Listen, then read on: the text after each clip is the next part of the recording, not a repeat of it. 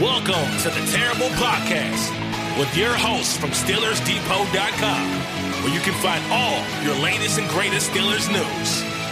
It's Dave Bryan and Alex Kozora, always lit, talking Steelers. And now, here's Dave and Alex.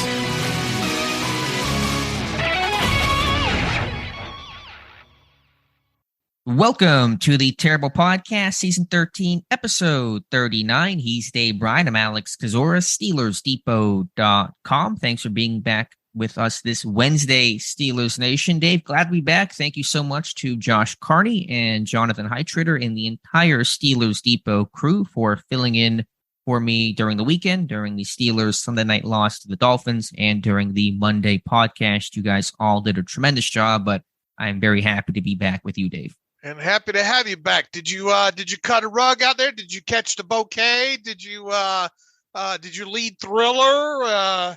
Lead Thriller? Went to a wedding.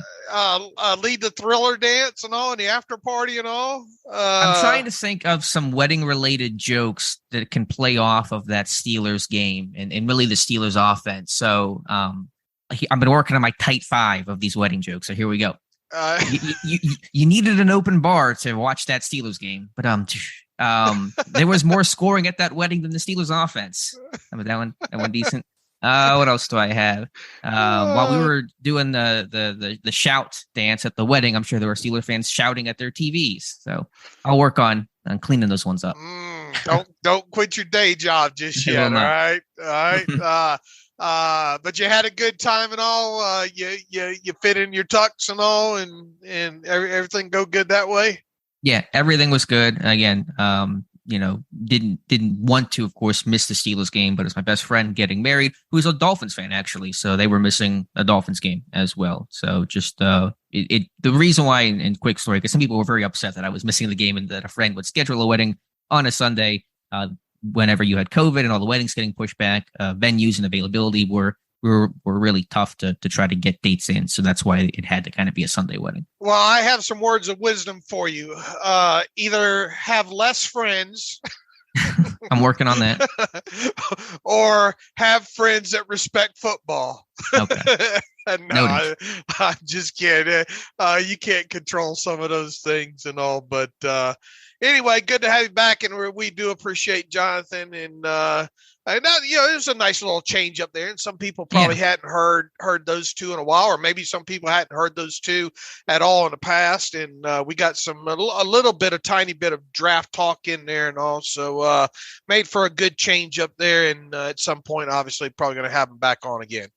Absolutely. So I've been doing my best to catch up on the game there, to rewatch this thing. And so Dave and I will go over this game and what happened on Sunday night a little bit later in the show. But let's start things off here with Mike Tomlin, who had his Tuesday press conference, of course, yesterday on Tuesday to go over the Steelers injury report, and roundup first official report will come out later today. The two names that Mike Tomlin mentioned yesterday include cornerback Levi Wallace, who suffered that shoulder injury late in the fourth quarter of that Dolphins game. Tomlin also mentioning corner Josh Jackson with a groin, said Wallace's status is uncertain, and was implying that Wallace not looking like he'll play this Sunday against the Eagles. Said Jackson may be limited in practice, but did not feel like it would impact his availability for Sunday's game. He did not mention Ahkello Witherspoon, who continues to miss with that hamstring injury, so hopefully that's a sign that he can finally come back after being out since the Browns game. But Levi Wallace, it's looking like, and it's still early in the week and we'll have to see,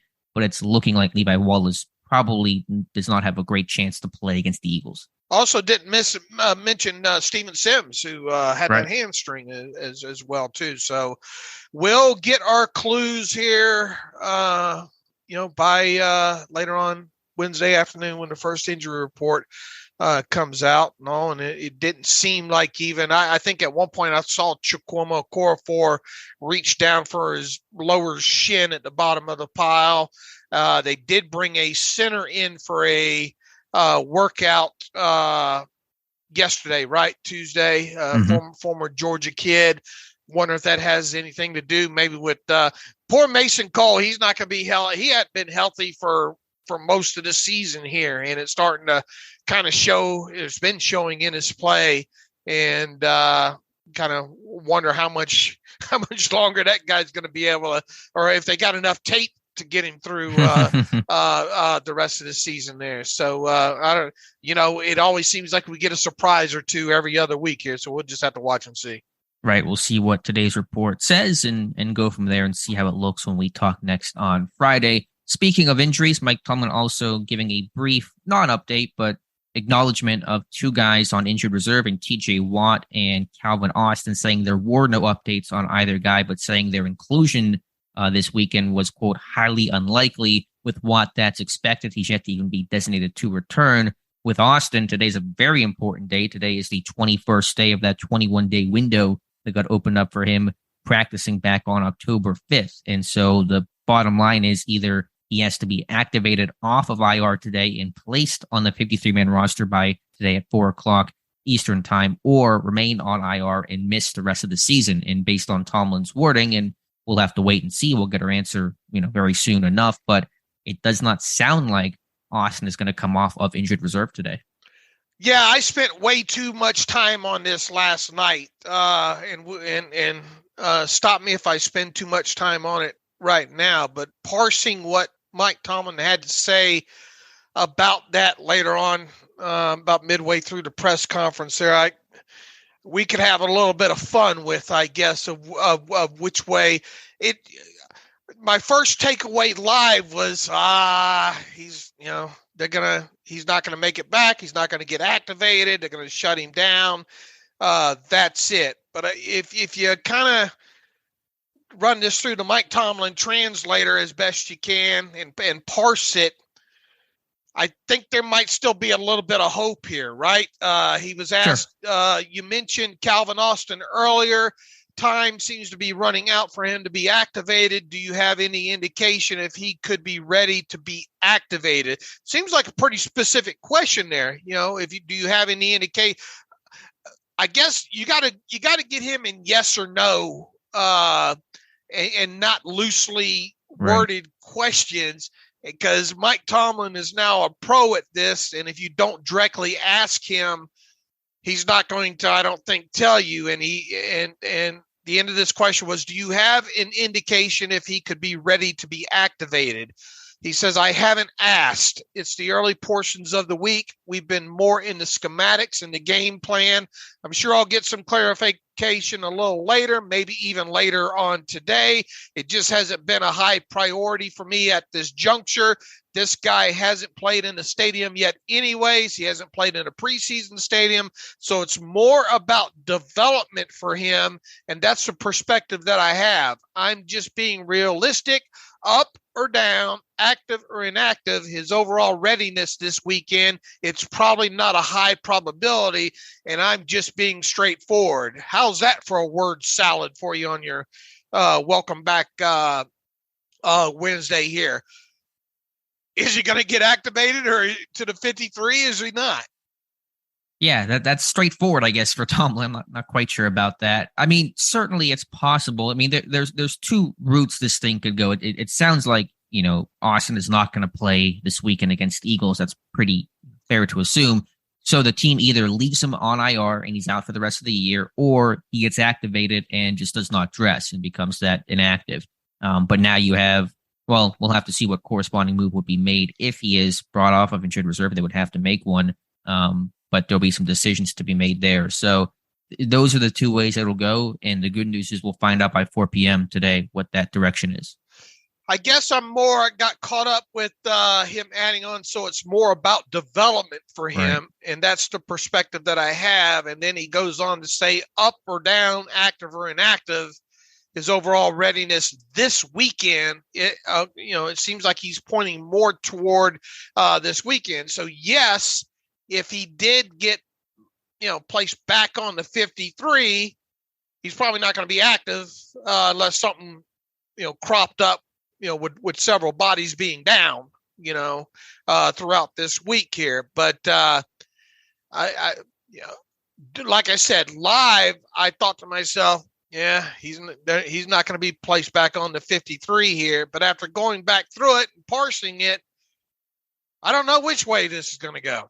I wonder, though, how Tomlin can say so early in the week that his inclusion this weekend is highly unlikely for a guy that's not practiced for 3 weeks and presumably knock some of that rust off. How can you sit for what? Obviously, he hasn't even returned to practice yet, so you can say he's highly unlikely to return. All indications are that'll occur after the bye week. But to say that Austin basically say that he's not going to be in the picture for this weekend this early for Tomlin, that's surprising. And I guess, too, there's been kind of, the last 2 weeks of this, I don't know, paper thin rumor / report that maybe he had some sort of setback with his foot or something like that. Hey, here's the thing. You're not going to open that window for him to begin practicing unless he's healthy. Right. All right. So you're not going to just all of a sudden say, get him out there and get him running around if you don't think there's a chance of him being put back on the roster after 21 days. Sure, but then it's a question of what happened during that 3 weeks, right? Well, that, and do they want to release somebody to bring him back onto the roster? If they feel like Sims still uncertain with that hamstring, we don't want to release Gunner. We also don't want to release Steven Sims. Then we don't know what move to make to try to get Austin on the 53. And maybe their calculation, I'm just spitballing it, maybe their calculation is it's not worth to bring him on the roster because we don't want to release any of the guys we currently have. Right. And look, I mean, maybe he is way behind the moving train and or not where they want him to be as far as his development, Because he's in a situation where it's not like he, as Tomlin said, played in a couple games and then got hurt. He's not played in a game since the Senior Bowl. That's the last game he played in. And so they just may say he's just too far behind. It's not worth to make this move. I think they should. I mean, I think obviously you're a 2-5 team looking for a spark offensively. I understand Calvin Austin is not going to be the cure-all to all of these teams' many, many offensive problems, and he's going to probably play a lot less than people think if and when he sees the field his rookie season. But you need to, at some point, even if it's later in the year, week 12, week 14, week 18, to find out what you have in this guy, to learn something, to give him some tape, and so he's not going in so cold into his sophomore season in 2023. I think they need to do this, assuming it's not medically related or he's just not healthy enough to play. Well, I could probably show up there this afternoon and they tell me to run a slant or a go, and I can run them. Now, I wouldn't run them very well. But they kick you out. We'll get the slant. Get out of here, Dave. I wouldn't be that great. I'm not very twitchy off the line. You more of a contested catch guy? I think I could be more of a contested catch guy, but so you're Chase Claypool. Yeah, but you get what I'm saying, and I'm with you. If there's no health limitations here, and he is up to speed as far as his health goes, then man, get him on, even if you have to maybe even carry him inactive because of the numbers and all, because look, he's not, unless you put him back there on as a returner, he's not going to help you on special teams. Mm-hmm. So there is that aspect of it. But, I think if he's healthy, you never know what's going to transpire the rest of the season with health at the position. Otherwise, you can't tell me that you can't carve out a spot for him somewhere on the 53 here, because look, Kendrick Green, man, I mean, you could cut that guy go probably straight through waivers and get back on the practice squad. And then obviously you could play the elevation game if you needed an offensive lineman that way. Right. It's just, I don't know. I've already spent, I said, let's not spend way too much time in this, but it after going back through and parsing it, if he's not activated, I'm going to assume that it's health related. Maybe. And unfortunately, they don't have to give that information out. So we really don't know for sure, but you'd like to think that information would come out from a beat guy, somebody saying something, should that be the case. But as I said at the top, the good news is we don't have to speculate for much longer. Today is the deadline. So by 4 p.m., by the time probably some people are listening to this, they already know what the team has decided. And I thought to myself, well, would they do this before practice today? But knowing the Steelers, they would go the full practice before making sure nobody got injured, and then activate him after practice right before 4 p.m. So we might be waiting right up until close to 4 p.m. to find out for sure. We'll see. So what's your final prediction here? Activated or not? Man, I've talked myself into both sides of this within the last 24 hours. Well, where are you at 10:28 a.m. East Coast? Where's a coin at? I don't know. Maybe it's my glass half full nature overall, which has decreased over the years. But I'm going to say, yeah, he gets activated. Somehow it's a Christmas miracle. I think it's possible. I really don't know. I'll go the other direction just so one of us is right, one of us is wrong, and say he remains on injured reserve. All right, don't bring this back up again if I'm wrong, okay? Well, one of us will be wrong, so it'll be brought up by one of us for Friday's show. But we'll find out by 4 p.m. today. All right, what else did Mike? Short answer is I don't know. Yeah, short answer is I don't know, but the good news is we'll get our answer here very shortly. All right, Dave, what else did Mike Tomlin have to say during his Tuesday press conference? Another big thing that came out was a very heavily implied question of, hey, are you going to fire Matt Canada? Is this the time? And Tomlin saying nope, because he's, quote, not there yet. Yeah, how was that specifically worded? Let's it wasn't as blunt as I made it, but we can all read between the lines on that one. It was something to do with you had mentioned the offense. He says the offense has been a big talking point. You said in the past that you're open to change if it would produce better outcomes. Why is now not the time to make a change? Because I don't feel like I'm there. And my terrible take today, just as a quick preview of that, is at what point does Tomlin get there? What more needs to happen or not need to happen for Tomlin to get there? But we all understand Canada will be the OC for at least one more week and probably longer. If there was a time to do it, it would be after only scoring 10 points against the Philadelphia Eagles and then the bye week and yada, yada. So if he doesn't feel like he's there, if he doesn't get there by Monday morning, he's not getting there. I'm with you. I agree. But my question is, and again, I know you and Josh and Jonathan talked Monday, how much would really change? I think some things would change, at least from a play calling, game flow aspect of the actual playbook and the verbiage, would not change. But this offense, I did the quick math. From a points per game standpoint, the last time the offense has been this bad was 1970.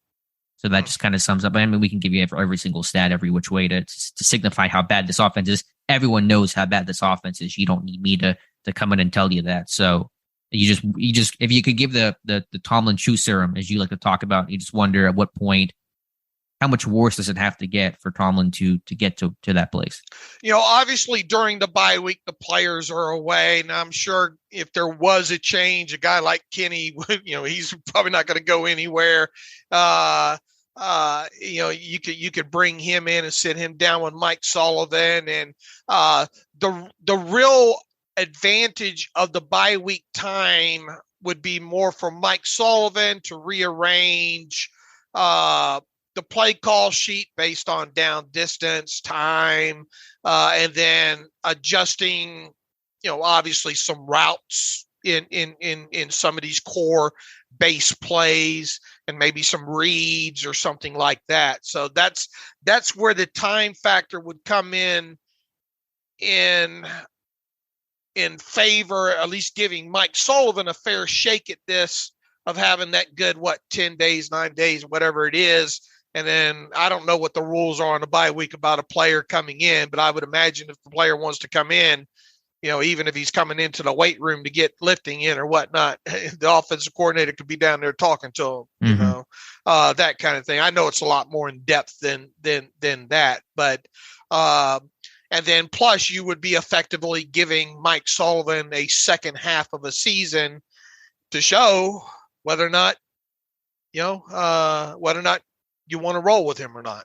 Right. I mean, I think to your point, the bye week change, well, logical, and I understand why people suggest that, and there is value to that. And as you mentioned, probably just more so for Sullivan, just to have more time to get ready for that role. it's not as impactful to make that change during the bye as people think, because you can't practice. Everyone's gone away. Almost in some sense, it's almost better to do it on a non-bye week. So you're just diving right in, and players don't have time to think about a change. They're just going and they're just practicing and getting to work. But we'll see. Obviously, Canada remains the OC for this weekend, and that's really all the focus needs to be. Right, and he needs. We'll prep people for Thursday. Need to score more points. Yeah, you can imagine that. But 10 points, I mean, to get in the game just a little bit, you hold that Dolphins team to 16 points, you shut them out in the second half. I mean, the defense had missed chances and all that. I mean, I get that, and we'll discuss those factors, those opportunities that were missed. But I mean, this offense is 31st in football in scoring. They're averaging 15.4 points per game. They've scored only more than 21 points offensively once over the last 12 games. That was week 17, Ben's final home game against the Browns last season. So, I mean, it's just as bad can get. We knew this offense was not going to be a juggernaut, not going to be top 5, not going to be top 10, but I didn't expect this offense to be as bad as it sits today. Yeah, look, and we talked before the season, if they're going to win some games, it's going to be because of the defense holding the score down. And Keith Butler always used to, if there's two things that Keith Butler will be remembered for, it'll be dadgummit and the magic number being 17, right? Right, and that's not the magic number anymore. You got to lower that to 6, I guess. I don't know what the number has to be at 9. This point. Right. So, and even then, makes you kind of wonder. Look, I mean, there was obviously a little bit of good on the offensive side of the football here, but it only matters how many points you put up on the board, and you're just not going to win a lot of games by scoring 10, 12, 16, 14, 30, whatever points a game it is. I mean, this team has 9 offensive touchdowns. The longest touchdown that they have is, I believe, 8 yards in total. There's 3 or 4 1-yard touchdowns in there. Obviously, just 2 passing touchdowns at this point. 1 to Claypool, and thankfully now George Pickens has his first there. The running game, it's really non-existent still for the most part, and plus you're trying to indoctrinate a rookie quarterback along the way. I've had slightly less issues with the play calling and game plan the last 2 games. I felt they've been a bit more execution type problems, a lot of penalties, a lot of backed up offense against the Dolphins on Thursday. But again, that's not to excuse or absolve Canada. The overall body of work is poor, and the overall body of work is reflective of coaching. And as you said, simply don't put points on the board. You're not going to last too long in this league. Well, still with the way the offense is being run, it's in a fashion too that it's got to be dead solid perfect too. You can't have negative. It can't overcome negative plays because it is a 75. Because they're in situations most of the time where they're having to march 75 yards, and the Mike Tomlin truth sermon from a couple of weeks ago that I'm going to forever, until I've got another reason not to bring it up, was him basically saying we're not built to drive the football down the field in those situations there. And when and look, I mean, we're going to talk about this in a little bit, how they failed to capitalize on those 4 interceptions, 4 dropped interceptions, and how the Dolphins did intercept the passes that they could intercept there. A good offensive game plan is not does not involve relying on your defense to provide short fields, but that's what it is. Right. You talked about how this offense needs to be perfect. This defense has to be perfect. It has to hold scores down and get wins on possession downs and play great red zone D. And on top of all that, they need to take the football away 3-4 times a game. I mean, they're relying on everything defensively to work perfectly. And if that does not work, then this team cannot seem to win games, or they need to rely on special team splash to really flip the field. So that's the offense is relying on everything else to try to get half the job done for them right now. Mm-hmm. Anyway, let's see Mike Tomlin talking about the defense, saying they have to get more pressure, no sacks, one quarterback hit, and we still can't find that one by Malik Reed. Have you found that quarterback hit from Malik Reed yet? But I didn't. I didn't spend a lot of time on it. I got him since I talked the other day there. Even if you give him the one, it's still just one. And even understand. And to Tomlin's point, it was an obvious at the top when he said we have to get more pressure. But his, I think, framing was sacks are going to be tough to do just based on the quarterback mobility and the function of the Dolphins' offense with all the window dressing, RPO game, and things like that. But can you get more pressure on the quarterback? And it'll probably be a similar story against Jalen Hurts and the Eagles' offense this weekend. So Tomlin basically saying, you're not going to always sack that guy a lot, especially on early downs, first and second down, but you need to create more pressure consistently, and that's how you're going to beat these type of quarterbacks. All right, so we're not going to see that 60 sacks that you laid out at the beginning of the path to 60 or whatnot? I'm so sad. 7 sacks week 1. I was like, man, this is finally the year, and they're not going to get to 50. That 50 streak's going to be over. Will they get to 30? They're on pace for 29 right now. Now, of course, TJ Watt returning. They probably will, and everyone understands the correlation between Watt's absence and the team's lack of pass rush. But still, they have more sacks in week 1 than they have over their last 6 games combined. I get TJ Watt being out is a massive blow to this defense and has a domino effect, but you can't tell me that it's acceptable to have as many sacks in 6 games as you had in week 1 with Watt and say that that's, justified just because number 90 is not there. Right. And look, I mean, it was a tale of 2 halves, or really a tale of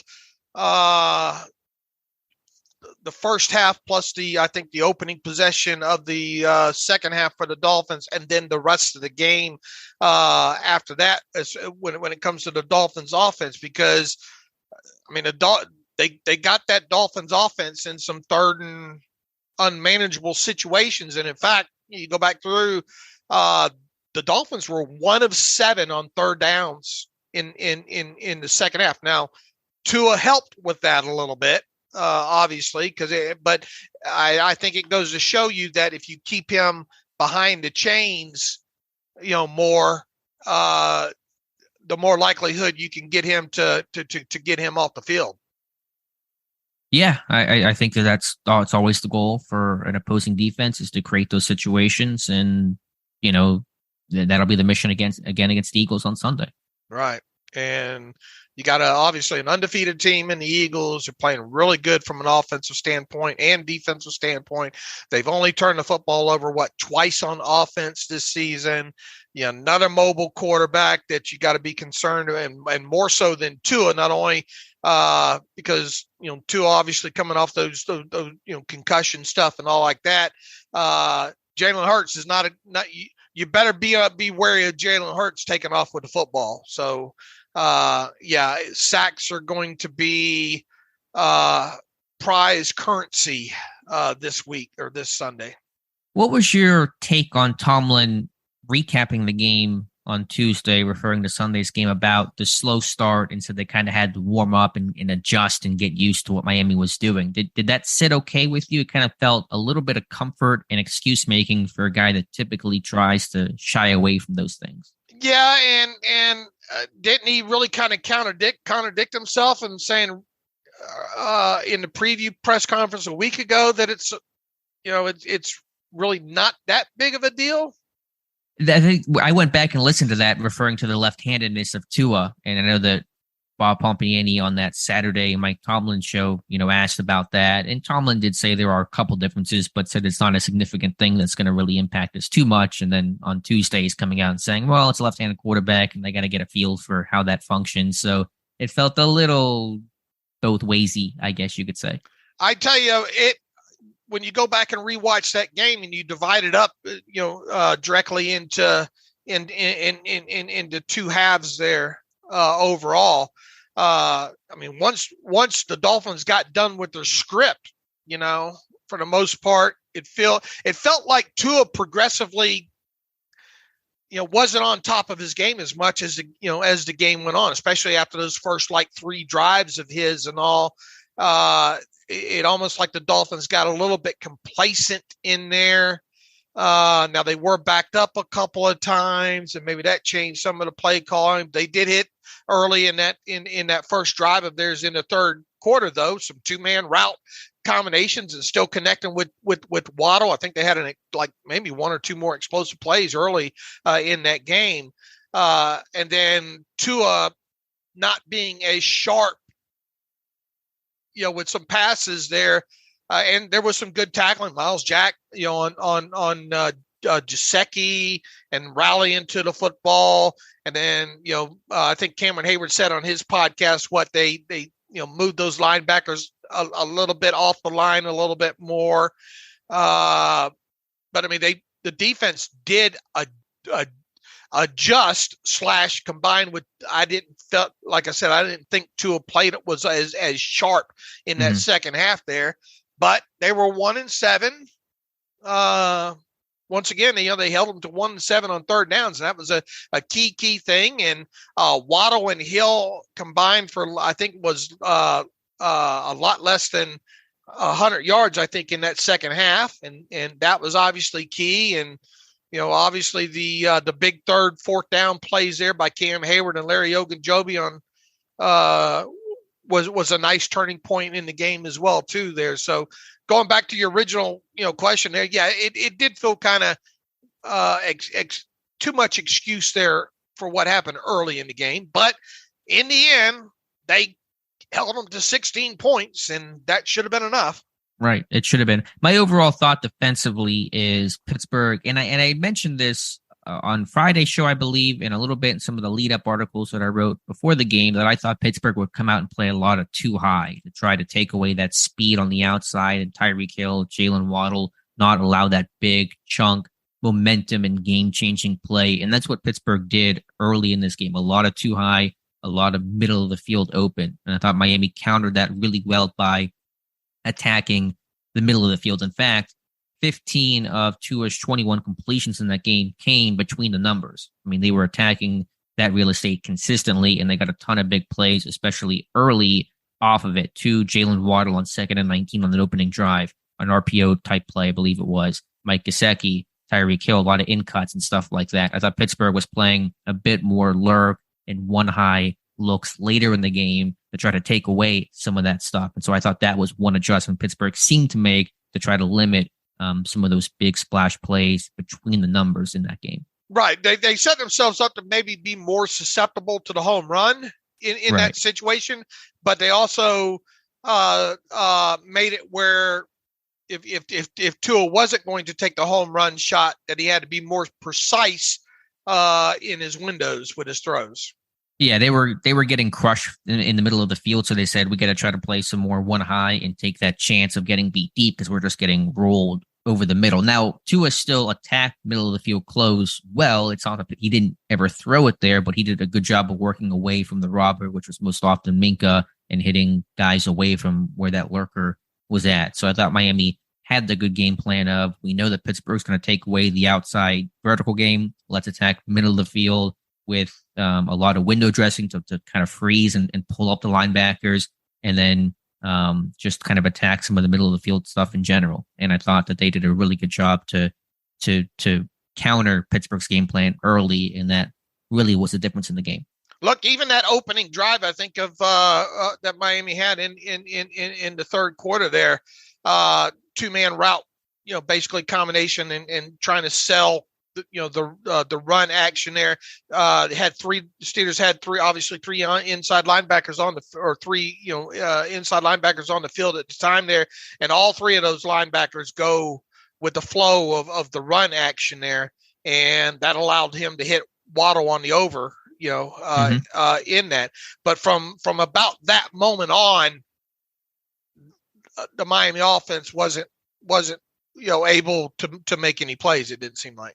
Yeah, it felt like Miami hurt themselves with some drop passes. I know Chase Edmonds had a couple of drops out in the flat. There was a pivot route that he had on Spillane that should have been, I think, a conversion on third down, but he drops that one. So right. I felt like Pittsburgh adjusted somewhat and had a better game plan, but I felt like Miami also just kind of hurt themselves. Maybe the run game wasn't quite hitting as well as it did in the first half of that game. So it kind of felt like Miami was hurting themselves as much as Pittsburgh was making a couple of adjustments. Sure. But, it still resulted in shutting them out in the second half. And, sure, that's the goal there. But I I did think progressively, though, that Tua was not as sharp as the game went on. I think that's fair. I think you're right about that. But and as you said, 16 points, shutout in the second half. Normally a winning formula, but nothing normal this year for the Pittsburgh Steelers. What else did Mike Tomlin have to say, Dave? Let's see. Kenny and his running ability, basically, he's not all he's telling Kenny at this point when it comes to taking off with the football is protect yourself, be prudent when you do it and don't get yourself knocked out of the game, in so many words. And really, they're not, he's not having a lot of conversations as far as that goes. Let's see here.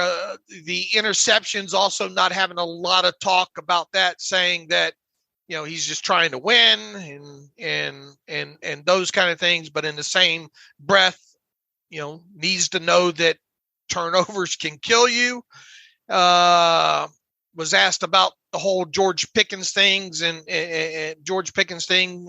why only 2 receptions in the second half after having 4, and obviously the touchdown in the game there, and kind of a vanilla answer there. But I think as you showed it in a video there, that it doesn't totally excuse it, but a lot of the play calls were things that were either opposite side of where the progression was when it came to Pickens, or the defense in certain situations was just protecting, especially from the home run ball when it came to Pickens.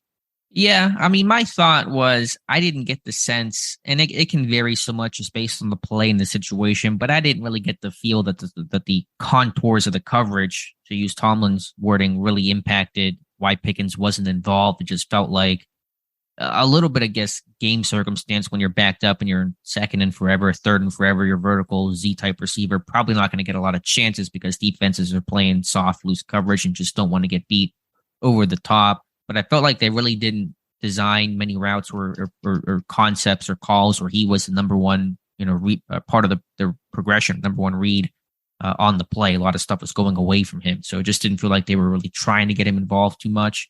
And then a little bit of that being, just based on down distance and Miami just not wanting to allow the home run ball. So maybe a little bit of plausibility to that contours of coverage comment, but I just felt like there really wasn't an intent to get him that involved in the second half. Yeah. I think it's probably about it for Mike Tomlin. Just last things here. Did praise James Pierre and Devin Bush, and Pierre taking advantage of an opportunity. I wonder when Akella Witherspoon comes back, how that role is going to look. Now, Levi Wallace, potentially being out this weekend, still going to leave the secondary not, fully functioning, but you do wonder how they're going to try to maybe, if they're going to try to open up Pierre's playing time, allow him to maybe play in dime packages or something like that, even whenever a guy like Witherspoon gets healthy.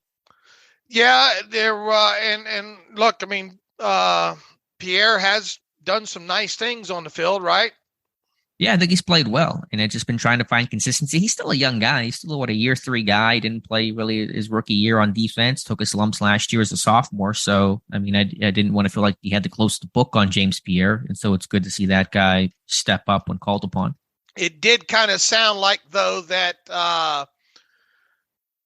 it was twofold. He has taken advantage of his playing time, and in the same breath, it's he's on the field because it's injury related. Right. But as Tomlin says and said in that comment, one man's misfortune, another man's opportunity, and it's been Pierre taking advantage of an opportunity. And then with Devin Bush just saying that that's been the story of his 2022 season, better play, progressing.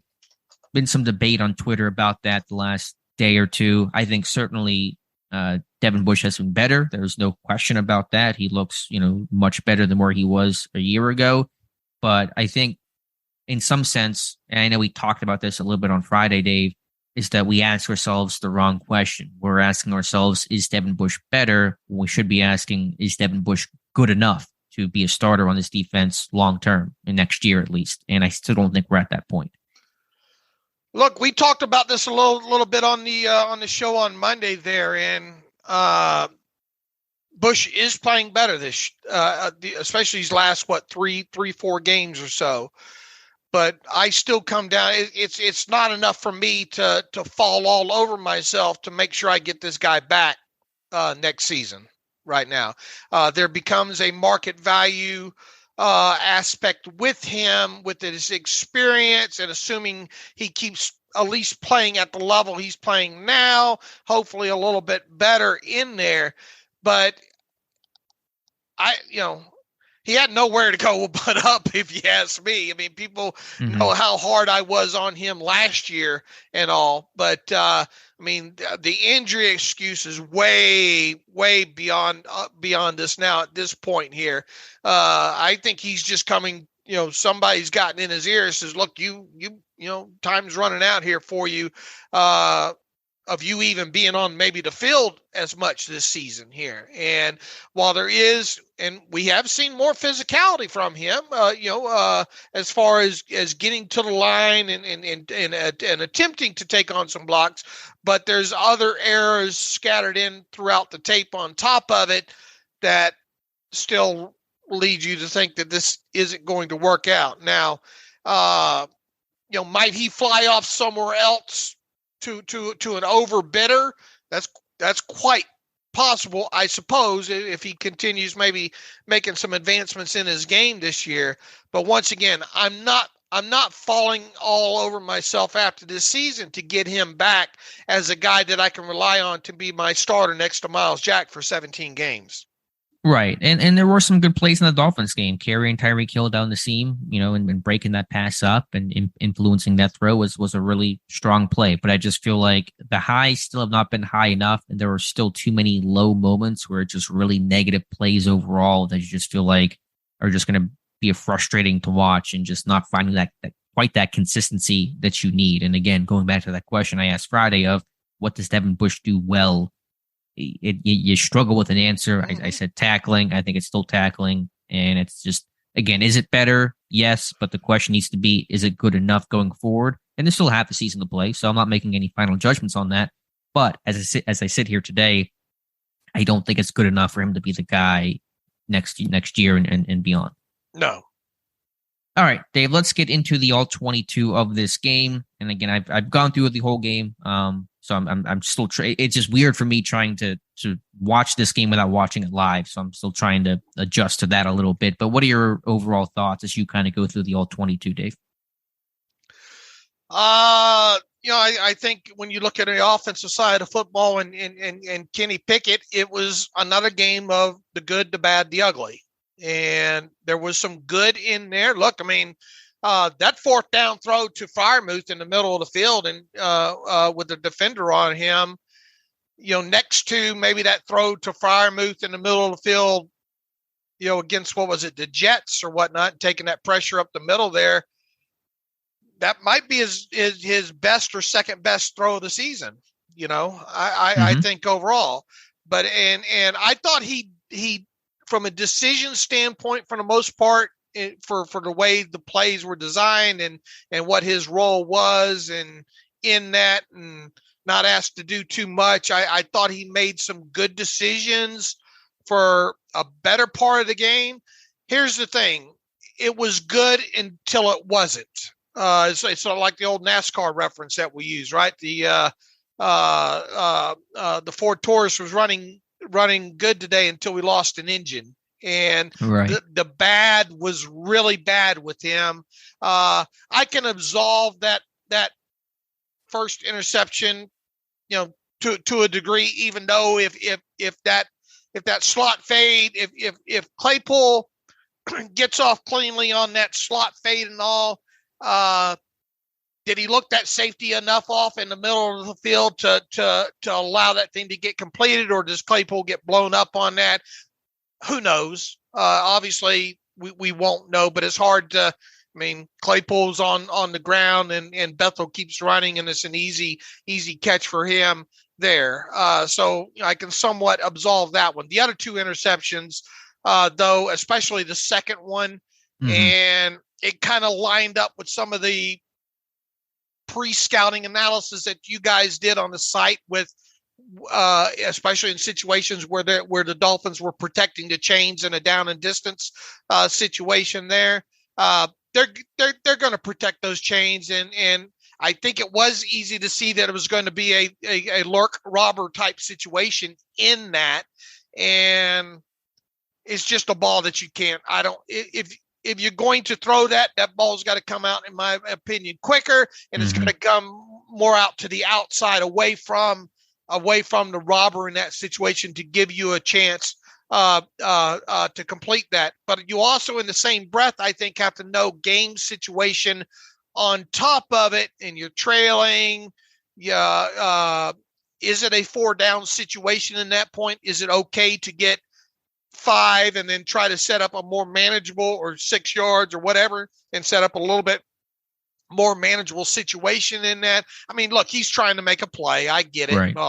But it was a bad decision. And quite honestly, once he threw that interception, I thought game over there. But the Dolphins didn't take advantage of it, and the Steelers got the ball back with more than enough time, type situation there. And I even found myself at one point there, after he converted, was the 4th down on that drive or the next one?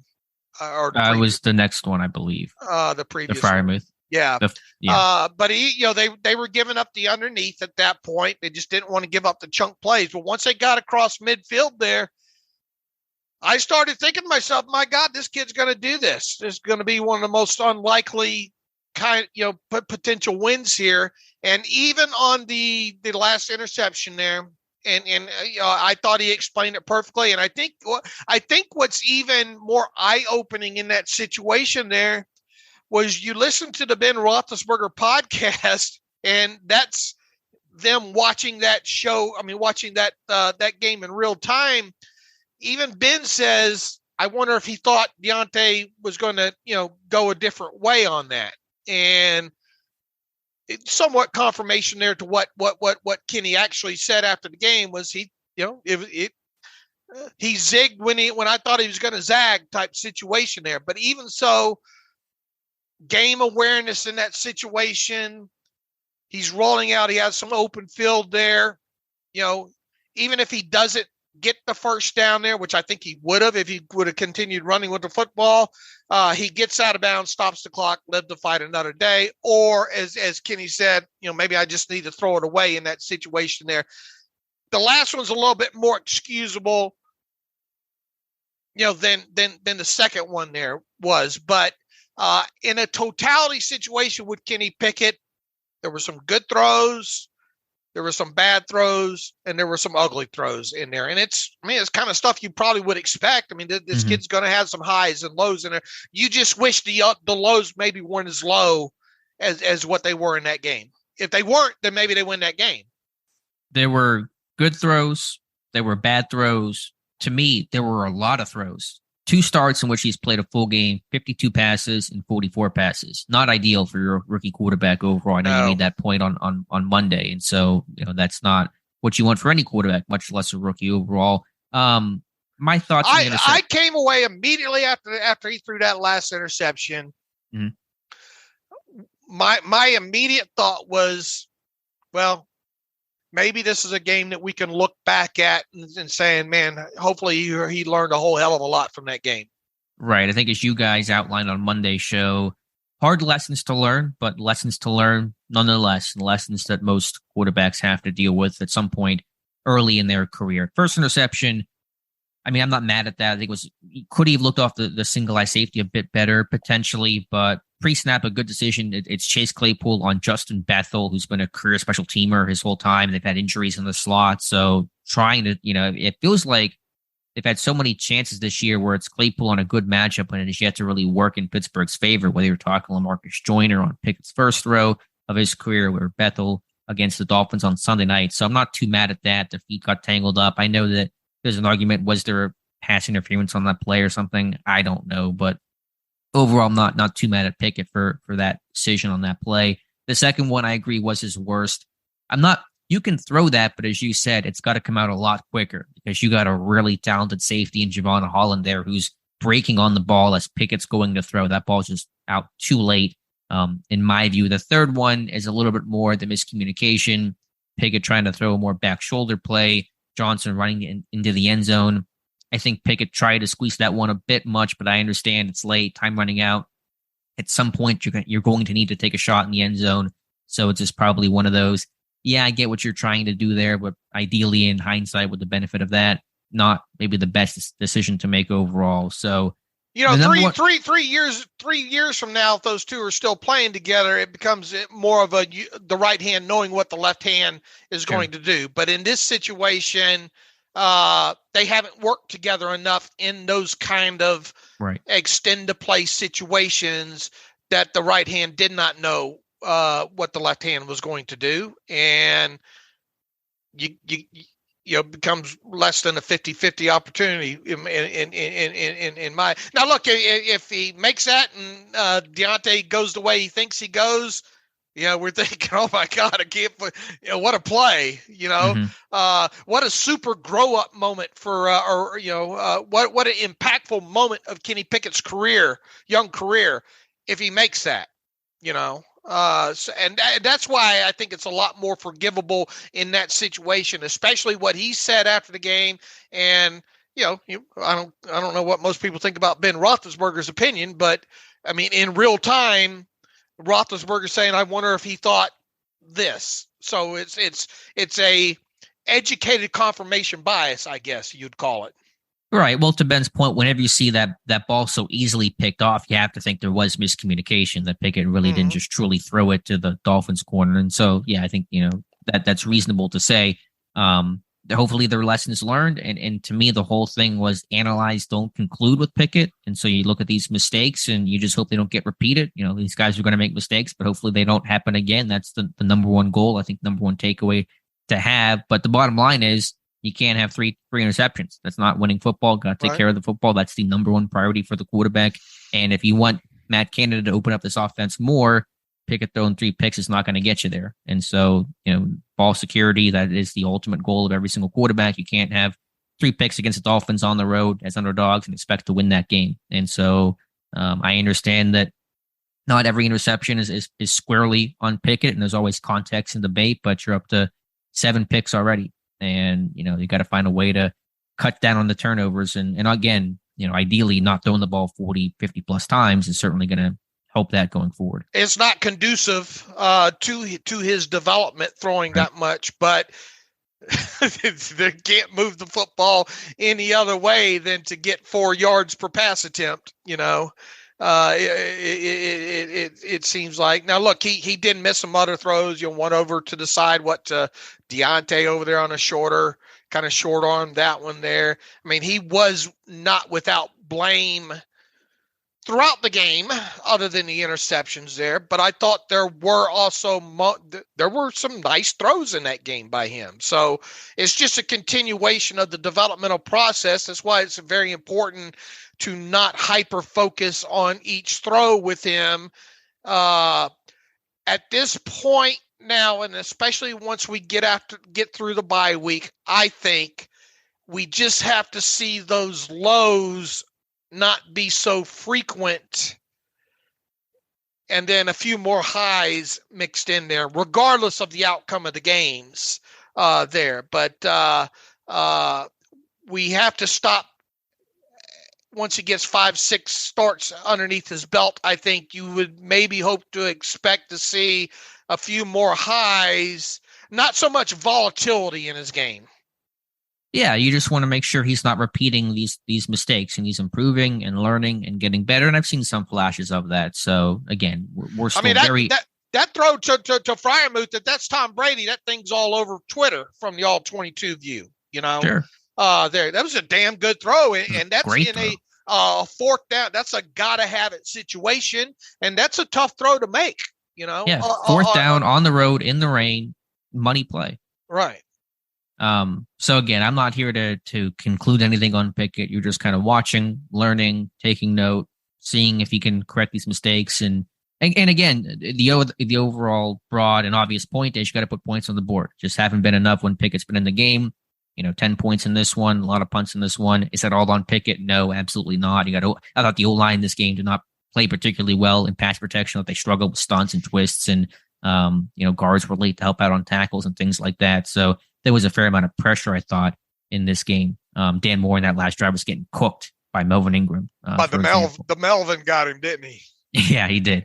So again, this is not all on Pickett, but when you're the quarterback, you bear the brunt and the responsibility of the overall production, and you bear the brunt and responsibility of 3 picks and of 10 points. And so until those things change, there's going to be some valid critique. And look, we're still waiting to kind of some questions too about him being able to hit down the field, and particularly.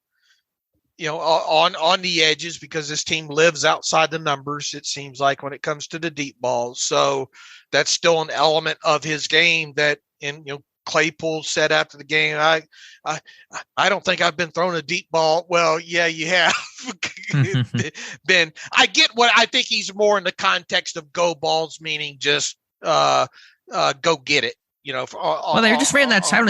How can he say that? They ran the slot fade for him in that game, and he gets tripped up and he falls. I mean, but I'm just talking flat out, just down, down the outside goes. Yeah, but when he's in the slot now, so he's not going to get those chances the way that he would as a Z type receiver.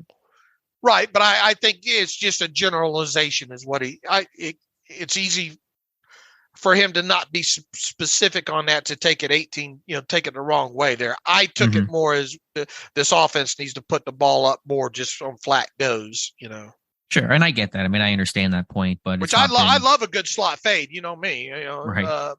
And I understand why Kenny threw that, and, good, early in the game there. But anyway, chunk plays once again. Here we are talking about them, and they had 2 explosive plays in this game.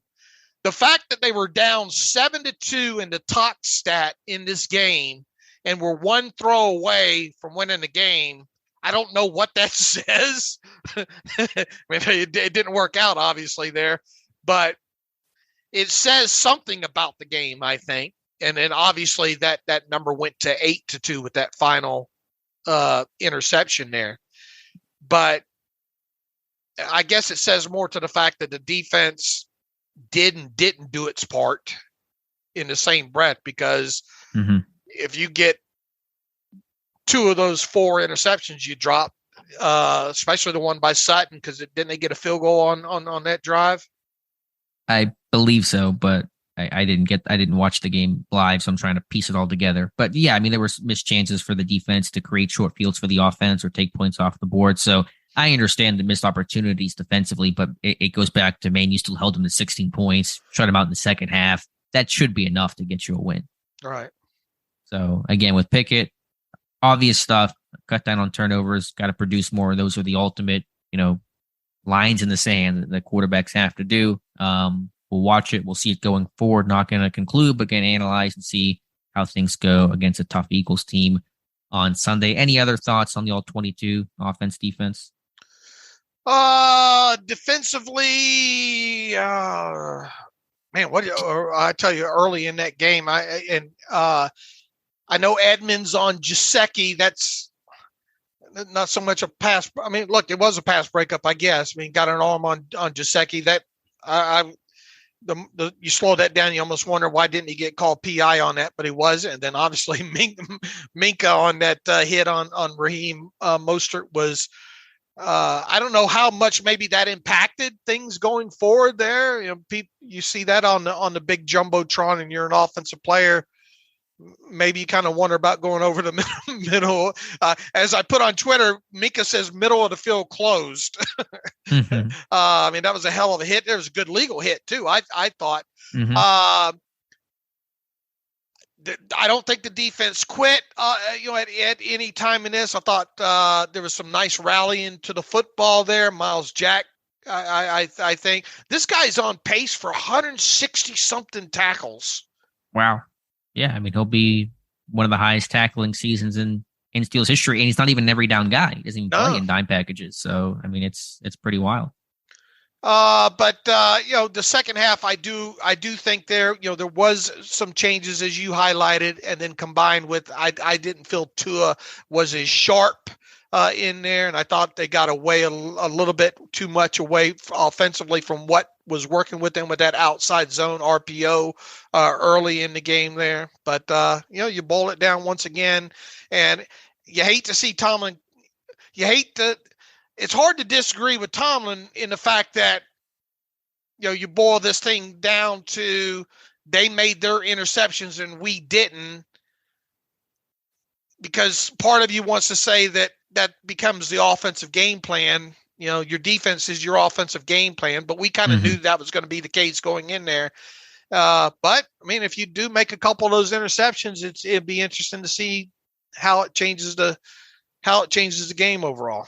You're right, but if it feels like that holds more weight had Pittsburgh allowed 30 points in this game, for example. And then you hold them to 16 and shut them out in the second half and hold them to 3 points after the first quarter. I mean, then I feel like the drop interceptions get magnified a bit more, and there's probably a bit more validity to, well, the defense certainly had a lot of missed chances, and that would have really changed the tone and tenor of the game. But yeah, I just thought Pittsburgh, certainly Miami came out red hot with a great script that you mentioned. They went tempo.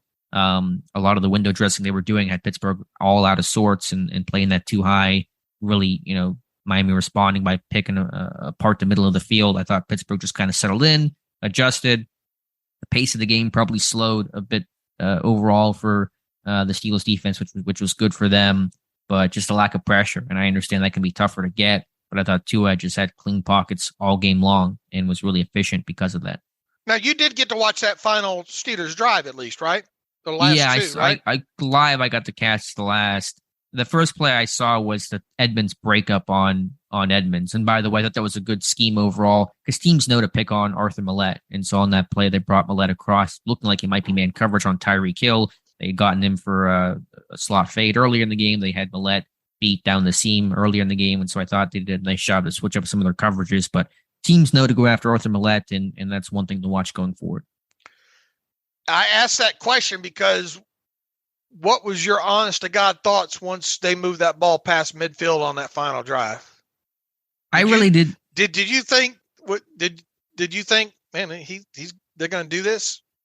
I really didn't have a strong feeling either way, just not watching the game live up until that point. My only thought was just knowing that Pittsburgh had so many chances to take the lead in that game and to have 5 second half punts in a row and to have the multiple interceptions, the interception to Holland before that final drive. You just felt like, is it ever going to work? And so I really wasn't probably as confident as you, just because I felt like this offense had not been able to put a whole drive together, the entire game essentially.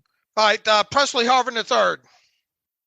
Yeah, I was looking at some of the numbers last night. I mean, the punting in this game, the first punt was 23 yards, I believe. I'm just kind of going through some of the numbers overall. 23, 40, these are his open air punch, 23, 47, 43, 36, and 57 at the end. So really just one quote unquote good punt on the year.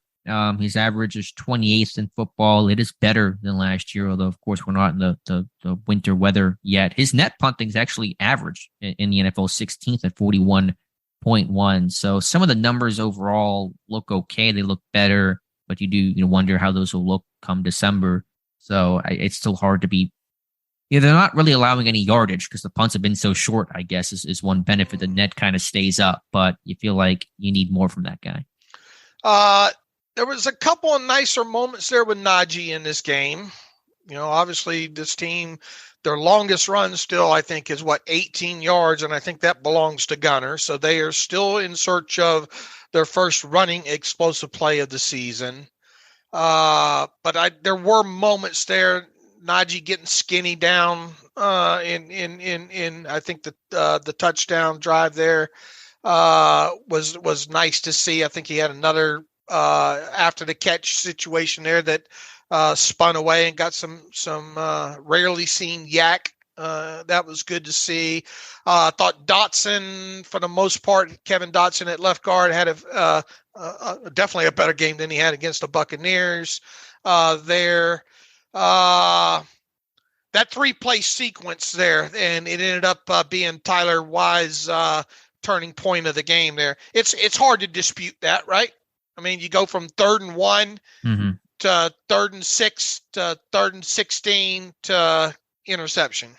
Right. I thought While Pittsburgh wasn't incredibly highly penalized in this game, 5 times overall, 3 of those came in the second half and 2 of those came on the back-to-back plays. I just thought Pittsburgh's offense played backed up in the second half too much. I mean, they were in, with the sacks, they were in 2nd and 23. They were in multiple 3rd and 16s, just a lot of and long situations that aren't conducive to anyone's offensive success, certainly not with the state of Pittsburgh's offense right now. So I thought that really impacted them quite a bit in the second half. With the run game, the only run play, they tried to do some 2-back inside zone, which worked a little bit. The only run play that seemed to be consistently decent when they ran this G Lee play with James Daniels pulling out in front. They got a couple, I think Najee had a 16-yard carry off of that and a couple of decent runs as well. But they're trying a lot of different things. They tried every scheme basically you can think of to try to get this run game going, and they're just not finding that overall consistent success. But I thought that G Lee play was the most effective thing they did in that game. What are a couple of positives maybe that you try to pull out of this one? I mean, again, just the defense settling down and holding a pretty potent Dolphins offense to 16 points and not allowing those big plays and adjusting well. That was good to see. Offensively, it's probably harder to pull away the positives overall. Najee maybe looking a little bit better. Pickens continuing to win contested, had that great catch on that touchdown, adjusting and reaching back for that football. I don't know if there's a ton at this point. You're 2-5 and you just need wins, not positives. All right. Okay. All right, Dave. I think that kind of wraps up the all 22 pretty well. So hopefully I did okay trying to catch up and recap this game the best that I could. Any other thoughts? Any other quotes? Cam Hayward had his podcast. Didn't say a lot new or earth shattering, but seemed to imply the approach against the Eagles and Jalen Hurts will be somewhat similar to the approach with Baltimore when they played RG3 in past years, and of course playing Lamar Jackson. So seemed to maybe reference that mesh charge where you're going to attack the quarterback every single time. Don't know for sure if that'll happen, but that seemed to be what Hayward was getting at. It'd be nice to have TJ Watt for that. It would be. Don't think that's going to happen, but that'll be one wrinkle. So on those zone read plays, there's always somebody. There is no one being read. There's always someone that's going to go after the quarterback and hit him every single time to basically force the give and get that quarterback beat up a little bit. So we'll have a full scouting report on the Eagles come Friday. All right. Sounds good. All right, Dave. I think we are. I think we're ready to go for some reader emos and close out today's show. Okay. You do any dancing at all? Did you? Not well. I'm not. Just no. I have 2 left feet. Any young ladies catch your fancy or? Oh my God! Get any phone numbers or whatnot or? 1800s. So you just come back from there. Any ladies catch your fancy? No, it was Okay. No. Emails. How about some emails? How about some emails here? How about from buddy Dan in Brisbane, Australia? Good day, Dave and Alex. I hope Alex had a good time at the wedding, a much-deserved break from your work providing us with excellent Steelers coverage. I was just wondering if you would answer a fun question. Let's say there was a coaching crisis. Let's say there is one. Let's say there was a coaching crisis and all the assistant coaches quit. Omar Khan calls you asking for help. Which position group would you choose to coach and why? Oh, that's a fun question. We've reached that part of the season. I guess we have. Yeah, I've always felt like I've gravitated a bit more towards the defensive side of the football than offensive side of the football. So I don't know. I mean, if they're getting any sort of coaching from me, this team's even in more trouble than they already are. But I think I don't know. I like the trenches. I kind of like D-line plays. So I guess I'll replace Carl Dunbar. Okay. Well, you know me. I like tight ends. I like guards that pull. I like tight ends that block. I like guards that pull. And I like edge rushers. All right. Well, what about tight ends that pull? Not so much. You mean on and on like shovel passes? Yeah. That aside, let's get that out of there for a couple of weeks. Just don't run it on like 1st and 10 for 4 yards. I mean, this offense just plays for 3rd and manageable, and that's the whole contract of this offense is to get in the 3rd and 3, and that's so frustrating. Mm-hmm. With there not being a lot of guard pulling going on, with the tight end blocking being, kind of, what's the word? Mid? Is that what the kids say nowadays? Mid being mid something or another. Where did you even learn that from? From Twitter, man. You can learn a lot off Twitter with staying up with today's youths. This is what I come back to. Yeah. Just think about that. I'm going to go. I would like to be the outside linebacker coach. Okay. Because when you have guys like TJ Watt and Alex Highsmith, what really do you need to do? You look good, and you probably don't have to do a lot doing that, I would think. So if I was going to help this team in a coaching crisis, I think it would be as an outside linebacker coach, because I don't think I could screw that up. All right. So we'll spend a lot of time together. Me and you, Dave. Me, D-line, you outside linebacker coach. Mm-hmm. You need to work. Now, if we're coordinators, we got to work on our it's got to be better. It's got to score more points. I think we can handle that. Oh, yeah. We got to get the quarterback to the ground, all like that. Yeah, most definitely. Okay. We're good to go. Let's see here. Zach Andres writes in, it might not be time for questions about next year, but that's what we can be excited for about at this point. Assuming this is Derek Watt's last year, do you think they will carry 4 tight ends / fullbacks, or let Connor Hayward fill the fullback spot and stay at the 3rd tight end spot? Thanks for everything you guys do all year long, Zach. Yeah, I mean, it's hard to sit here and talk about roster composition.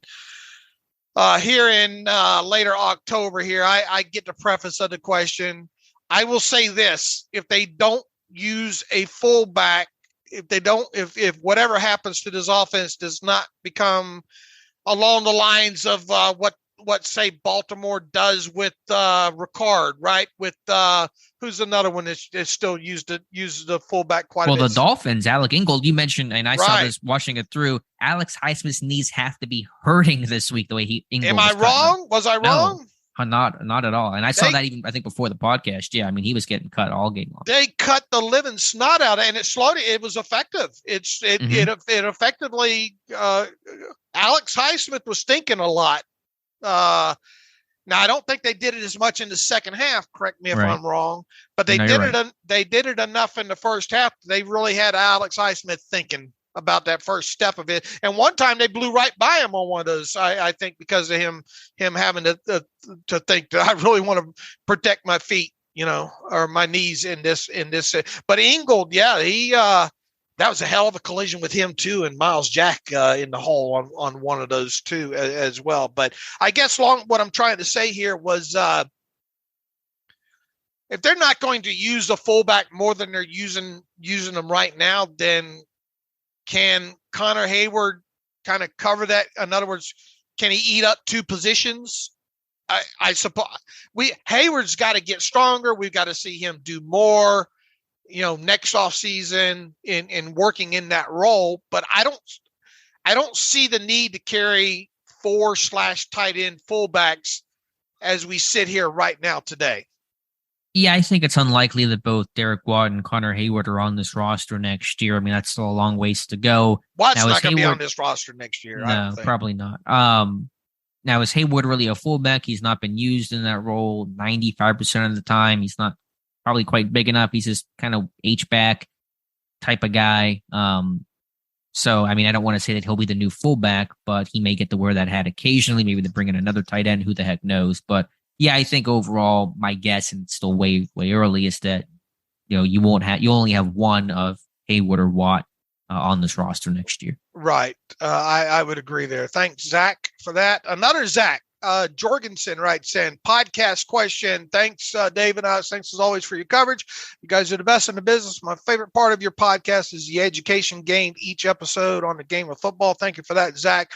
Dan Orlovsky commented that he is convinced the Steelers run no more than 10 different offensive plays per game.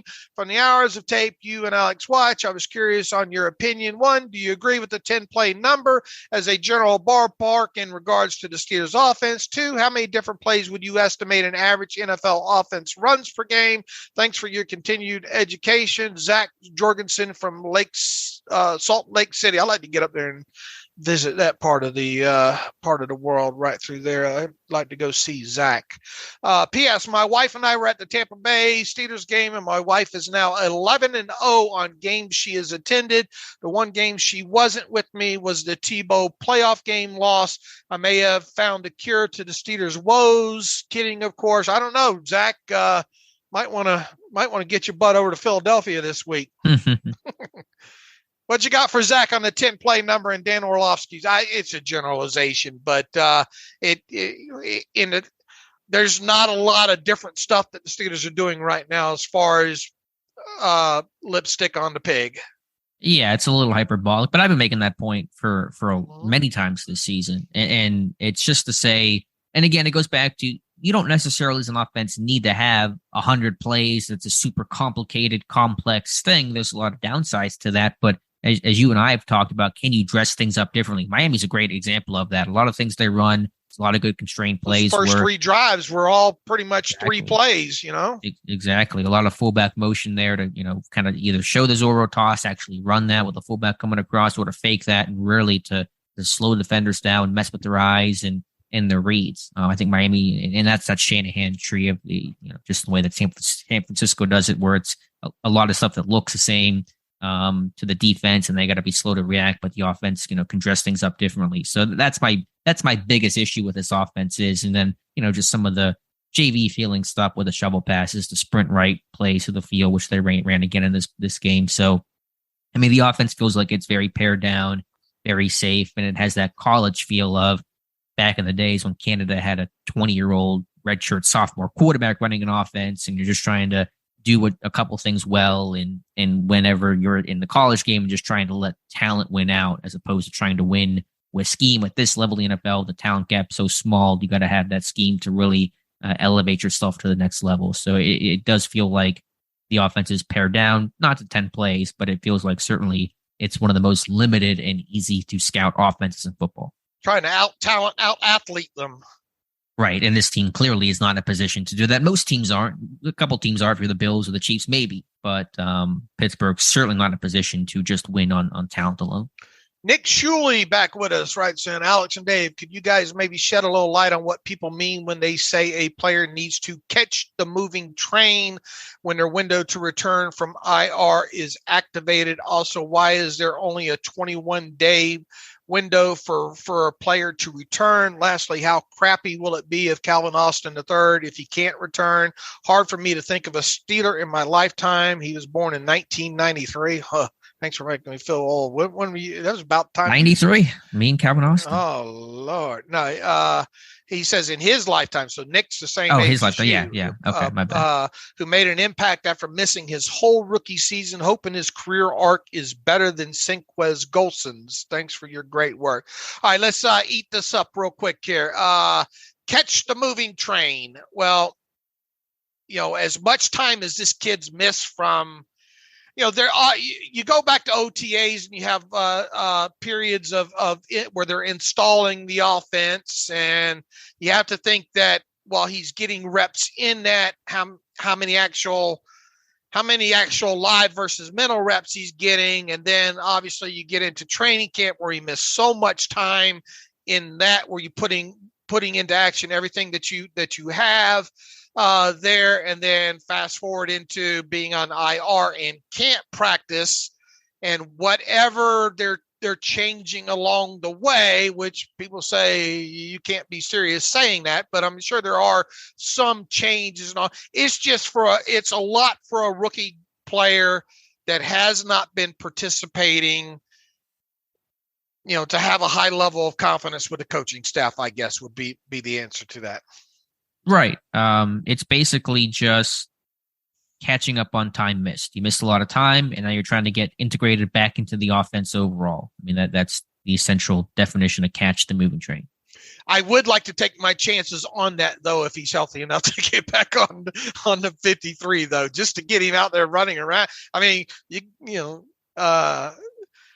what could it hurt would be my point at this point. He says, why is there only 21-day window for a player to return? I mean, that short answer, that's the rules. But here's the thing.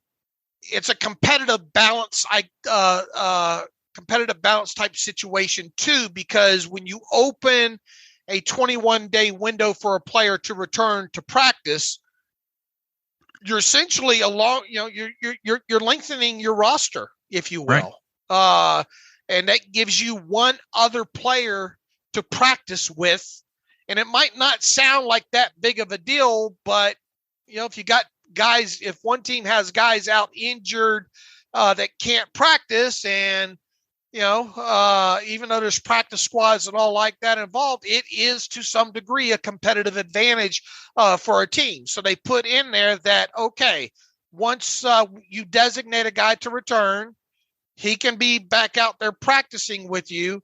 But at the end of those 21 days, I mean, how many practices are we actually talking about in there, though? 9, really, realistically, if you don't have a short week? Is that like 9 practices, right? That's 3 weeks. Yeah, typically 3 plus walkthrough. Yeah, call that 9 to 10. Right. I mean, as far as legitimate practices, that you're out there, though.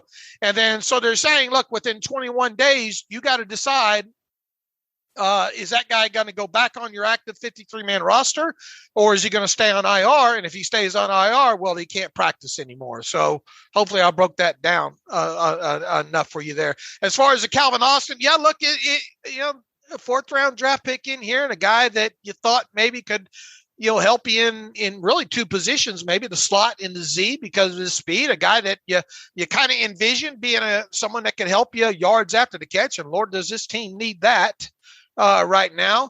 It would be it'd be very disappointing if he's not back on the 53 today there. And lifetime since 1993, missing a whole rookie season. Hard to make an impact after that. I mean, there's not been many instances of it, but it's understandable that he throws the name Sinquez Gold. I mean, it's a bit early, but yeah, let's calm down. I mean, rookie, I don't know the whole history of it, and especially in Pittsburgh, but rookies have missed a rookie season before and have come back to still contribute. So easy on the goals and talk. Name me a rookie though that has missed his entire rookie season. In Pittsburgh or just in general? In Pittsburgh. Didn't Dante Fowler blow out his knee in like his first practice ever? That's just the first name that came to mind for me way back when. Is that accurate? Looking at his first OTA practice ever. Was it Fowler or was it somebody else? I'm trying to look here. Yeah, it was. With him in Jacksonville back in 2015. So there's just one name off the top. Okay, John from California. I'm not going to pronounce his last name here. Calvin Austin III and Mark Robinson. After watching Tomlin's press conference, I just don't understand the antiquated way that the coaching staff are handling Calvin Austin III and Mark Robinson. I'm not saying that bringing Calvin Austin III or Mark Robinson are going to turn our offense around or make our defense elite, but we aren't winning division or even going to the playoffs this season. We should be getting these guys snaps. Why are we going to wait till next year to get these guys the experience they need? We see other teams get guys like this on the field in positions they can succeed in. You can't tell me Calvin Austin can't do it. Exactly what Gunner is doing, mediocre punt, kick returns and poor wide receiver, and the same for Mark Robinson and one of the fringe linebackers. Look, we need until we know specifics on Calvin Austin III, if he's not 100% healthy and they don't get him on the active roster, it is kind of hard to sweep that one up underneath the rug, I think. Yeah, I'll be disappointed if Austin's not at least activated off of IR, even if that means being inactive for the next 3 weeks or who knows, how long that may be. I want to see this guy at some point this year. With Robinson, I mean, we're not even halfway through this season, so let's see what happens by year's end. I mean, I'm sure the team is not in the mindset of this year is over. They're still trying to think, how do we battle? How do we climb back into this thing? If we're talking week 15, week 16, Robinson still hasn't, dressed aside from that one game, then I think that point has more validity. Although the inside linebacker room has generally been pretty healthy this year, so it hasn't really created that opportunity for Robinson to get a hat and have a role on this team. But we're still not even halfway through the year, so let's not talk about why won't they play this guy this season. I'm less concerned. I mean, look, you'd like to, work out some and maybe that will end up happening with him getting. But I mean, you're talking about a 7th round draft pick, a guy that's a converted running back. Yeah, he did some fantastic things during preseason and all like that and all. But I wasn't expecting, barring injury, I wasn't expecting him to have really see the field much overall this year. Sure. Yeah. And we'll see what happens. But I mean, again, we're into week 7 or just getting through week 7. Let's just see where things look by week 17. Right. All right, Dave, any other emails or let's see here. We got a few more. John DiStefano, David Knox, point blank question going forward from Sunday night's game. Who would you rather have as your quarterback, Kenny or Tua? You saw them both play. Who would you want to quarterback your team? I'd say Tua. I mean, if you're just ranking the best quarterbacks right now, I mean, not even just based off of that game coming into that game, I would have picked Tua. So I'd take him. I mean, are we talking about? I guess it's long term, I guess too, right? I assume so. Yeah, but I mean, Tua's still a young guy. Yeah, I mean, he showed a lot of good things in that game. Tua did, but again, I did think he kind of faded there on top of it. Yeah, I'm sure. But I mean, again, I'm not spending a lot of time thinking about this question. Yeah, I'm not just either. Off the top. If I was ranking the top 32 quarterbacks in football or whatever, would I have Tua or pick it higher on the list? I'd have Tua. Tua's still a young guy, so there's still a long-term benefit. So I would go Tua. All right, one last one. Brandon Hatcher. Good afternoon, fellas. I have to first say how much how much joy I get waiting for Monday, Wednesday, and Friday's podcast. I wanted to talk about the good and the bad with Kenny. The bad, 3 interceptions to 1 TD on paper seems as really bad overall. However, the first interception came with Claypool tripping in double coverage. The second was a great defensive scheme and learning lesson. And third, Kenny said after the game he thought Deontay was going to break in. I'm not sure what the all 22 shows, but it still looked like a bad read or throw. I know it is bad, but it looks like these are things that can be corrected. The good, he says, it looked like the offensive communication to counter the blitzes was very good. He says, I recall Claypool pointing to Kenny the direction of the blitz and moving the play away from it right to left. Do you see Kenny developing with the lackluster TD to interception ratio? I mean, look, overall, we broke this down. It was another game of good, bad, and ugly. And you don't want to go through game by game saying, well, let's figure out ways to excuse all these interceptions. Yeah. I mean, to the point of you can look beyond the interceptions and look at the play overall. And there's always context that comes with these interceptions, but at some point it's going to have to be, you can't have the same conversation of, well, he threw a couple picks, but not a lot of touchdowns, but X, Y, and Z explains all that. Eventually at some point it's going to need to be, here's production. The turnovers have been greatly reduced. The production has overall gone up. The touchdowns have increased.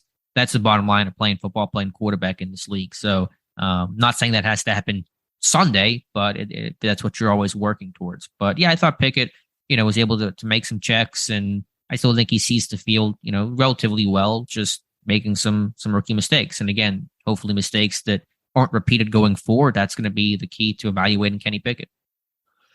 Look, this is going to be a process with him. And I thought Matthew had a good post yesterday on the site that, you got to give this thing time. And we've said this several times too. Let's sit back and enjoy it and watch it, and see if you can start spotting.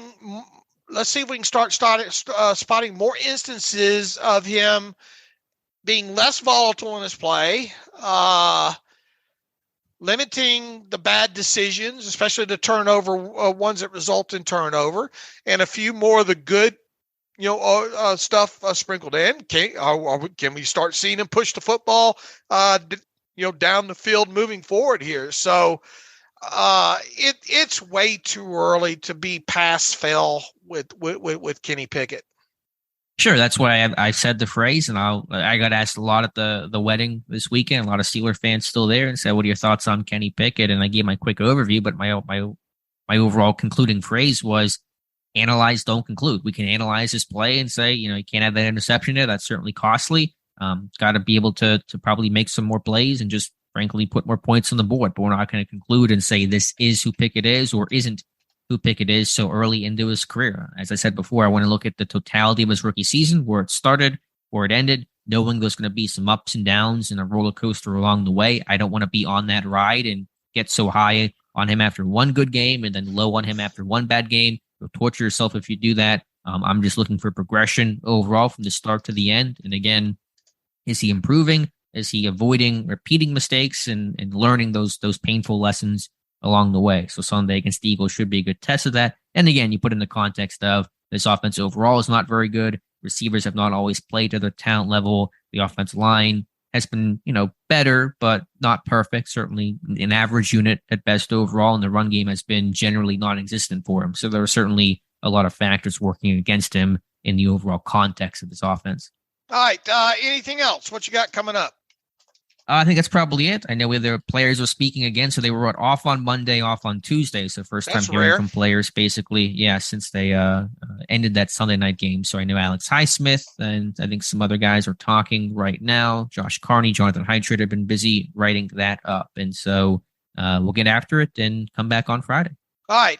In the meantime, you can follow me on Twitter at Steelers Depot. Follow Alex on Twitter at Alex_Kozora. Follow the show at Terrible Podcast. Email the show, theterriblepodcast@gmail.com. If you like what we do and want to donate to the cause, SteelersDepot.com. Hit the donate button if you so will. Also, if you like an ad-free version of the site, SteelersDepot.com. Hit the ad-free button, upright navigational bar for $25. You can have an ad-free version of the site there for a year from sign-up time there. So until Friday, we've got to say we don't want to jinx it, but we do have an Eagles beat writer scheduled right now for the Friday show. So hopefully that stays on course there.